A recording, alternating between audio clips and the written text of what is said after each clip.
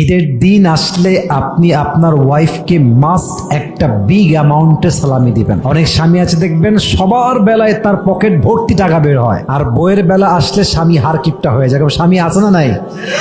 আমার মনে হয় যেই স্বামী তার বউকে ঈদের দিন সালামি দিতে পারে না তার মতো ফকিন্নি আর কেউ হতে পারে না, ঠিক কিনা বলেন? অনেক স্বামী আছে দেখবেন 200 টাকা 500 টাকা সালামি দেয়।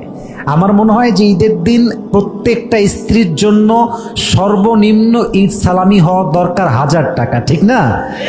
এখন আপনার স্বামীর যদি সামর্থ্য থাকে অবশ্যই স্বামীর উচিত তার ওয়াইফকে এটা বলা যে জান তোমার কতটুকু ঈদ সালামি লাগবে আমাকে জাস্ট সংখ্যা বলো। তুমি আমার বিশ্বাস রেখেছো, তুমি আমার বাচ্চার মা, তুমি আমার লাইফের সব কিছু, তোমার যতটুকু লাগে জাস্ট সংখ্যা বলো। তোমার যা লাগবে আমার সামর্থ্য অনুযায়ী আমি অবশ্যই দেওয়ার চেষ্টা করব, ঠিক কিনা বলেন? আল্লাহ প্রত্যেকটা স্বামীকে আমল করার তৌফিক দান করে পড়েন সবাই আমিন।